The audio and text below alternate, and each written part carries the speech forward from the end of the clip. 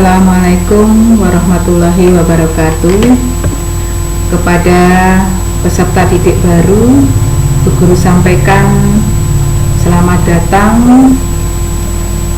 selamat bergabung menjadi keluarga besar SMPN 1 Gunung Sari.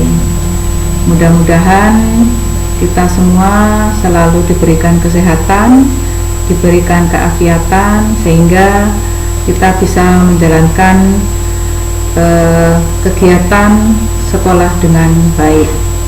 Pada kesempatan kegiatan MPLS kali ini, Bu Guru akan menyampaikan tentang tata tertib SMPN 1 Gunung Sari. Sebagai siswa SMPN 1 Gunung Sari wajib mentaati tata tertib yang ada di sekolah, yang semuanya itu bertujuan untuk memberikan kenyamanan kepada kalian, membantu kalian di dalam memperoleh prestasi belajar dengan maksimal. Nah, tata tertib apa saja yang ada dalam sekolah kita? Mari kita simak bersama-sama. Unsur tata tertib SMPN 1 Gunung Sari ada 9 pasal, dan masing-masing pasal ada penjabarannya, yang terdiri dari tata tertib belajar, kemudian tata tertib berpakaian, kemudian ada lagi tata tertib administrasi, kemudian ada lagi tata tertib tentang ketentuan umum, yaitu tentang bagaimana rambut, kuku, kemudian tato dan make up, yang disitu meliputi hal-hal yang dilarang, tidak boleh dilakukan, baik peserta didik laki-laki maupun peserta didik perempuan. Kemudian tata tertib tentang masuk sekolah dan pulang sekolah. Kemudian berikutnya tata tertib tentang kebersihan dan kedisiplinan. Semua dijabarkan, ada banyak item yang harus kalian pahami dan kemudian kalian jalankan sehingga kalian bisa menjadi siswa yang baik. Kemudian berikutnya ada tata tertib tentang sopan santun, yang disitu juga dijabarkan banyak sekali. Nanti bisa kalian baca, bisa kalian pahami dengan baik, sehingga di sekolah ini kalian menjadi nyaman, bisa melaksanakan semua kegiatan dengan lancar. Kemudian tata tertib yang berikutnya, selain apa yang Guru sampaikan tadi, ada upacara bendera dan peringatan hari-hari besar nasional. Nah, selain itu, dalam kegiatan keagamaan, setiap siswa juga wajib mengikuti sesuai dengan agamanya masing-masing. Kemudian tata tertib yang berikutnya, di sekolah ini kalian sebagai siswa baru atau peserta didik baru harus mengetahui larangan-larangan apa yang tidak boleh dilakukan. Di sini sudah Bu Guru jabarkan satu persatu, nanti kalian bisa pahami secara baik, bisa dibaca berkali-kali, diingat, kemudian dilaksanakan. Kemudian pelanggaran yang harus kalian hindari dan juga perlu kalian ketahui. Pelanggaran itu ada pelanggaran ringan, ada pelanggaran sedang, kemudian ada juga pelanggaran yang berat. Nah, masing-masing pelanggaran itu ada skornya, ada poinnya. Nah, poin-poin itu akan diakomodir oleh BK atau oleh sekolah, sudah seberapa jauh pelanggaran kalian, berapa jumlahnya. Ketika kalian sudah melampaui atau sudah sampai batas maksimal skor yang ditentukan oleh sekolah, tentu saja ada sanksi yang harus kalian jalani. Oleh karena itu, dari tata tertib kemudian pelanggaran-pelanggaran yang Bu Guru sampaikan di sini, silahkan betul-betul kalian simak dan pahami, jangan dianggap remeh. Nah, di sini kalian bisa lihat bahwa dari masing-masing pelanggaran itu ada skornya. Misalnya terlambat berapa skornya, kemudian menyontek berapa skornya, bolos berapa skornya, dan sebagainya. Nah, kemudian yang berikutnya, dari ketentuan pelaksanaan sanksi itu tentu saja ada aturan juga yang perlu kalian ketahui.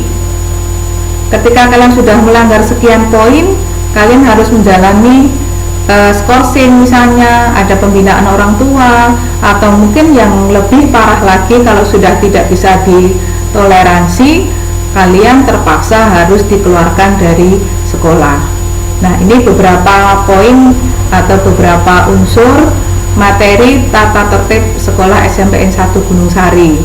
Nah, dari apa yang saya paparkan, yang perlu tekankan adalah yang pertama, kalian sebagai peserta didik untuk masuk sekolah itu jam 7 kalian harus sudah ada di sekolah. Kemudian selama di sekolah kalian harus berpakaian yang rapi, harus memakai seragam sesuai ketentuan. Kalau hari Senin, Selasa, Rabu, Kamis itu menggunakan hari Senin dan Selasa menggunakan putih biru, kemudian Rebu, Kamis menggunakan baju khas, hari Jumat menggunakan baju imtak, kemudian yang perlu kalian ingat-ingat, hari Sabtu menggunakan pakaian pramuka, bukan pakaian imtak. Nah, kemudian baju itu ketika kalian masuk ke lokasi SMP 1 Gunung Sari, begitu kalian sampai di gerbang sekolah, baju harus dimasukkan. Semua harus berpakaian secara rapi, tidak boleh semuanya sendiri. Kemudian menggunakan sepatunya harus hitam, tidak boleh talinya warna-warni. Kemudian rambutnya tidak boleh gondrong, tidak boleh rambutnya dicat, tidak boleh kalian tidak boleh bajunya dilipat. Nah, semuanya itu harus kalian laksanakan dengan baik. Ketika kalian masukkan baju, ada sabuknya, ada sabuk yang berlogo SMP 1 Gunung Sari.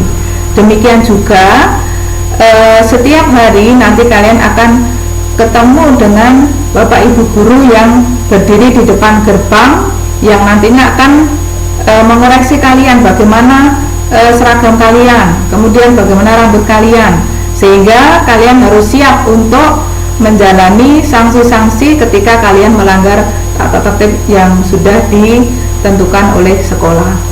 Kemudian ketika kalian di dalam kelas, pada saat jam istirahat kalian keluar, tidak boleh di dalam kelas. Kemudian pada saat belajar, ketika bel sudah berbunyi semua masuk kelas. Pada pagi hari itu sebelum kita belajar ada kegiatan Iqra Fajar yang wajib diikuti oleh setiap siswa. Nah, kemudian tidak kalah pentingnya pada saat kalian belajar tentang PJOK, mata pelajaran olahraga. Baju olahraga hanya bisa dipakai, hanya boleh dipakai pada saat jam olahraga saja.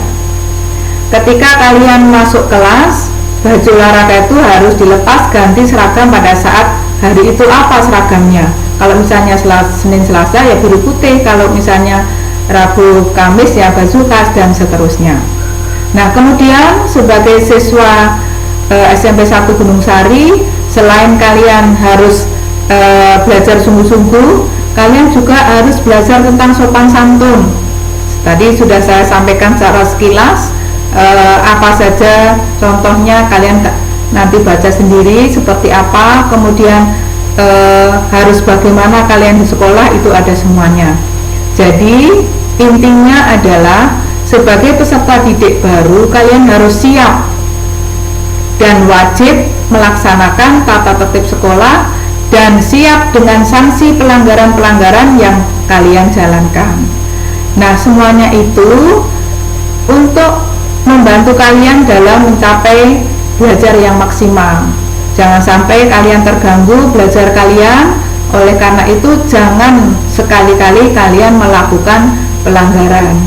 Yang penting kalian disiplin sesuai dengan aturan sekolah, insya Allah kalian aman, sehingga kalian bisa belajar nyaman, bisa belajar tenang, sehingga ilmu itu bisa kalian serap dengan baik. Tetapi kalau kalian mengalami masalah karena pelanggaran yang kalian lakukan, otomatis kalian belajarnya tidak bisa secara maksimal karena terganggu pikiran kalian.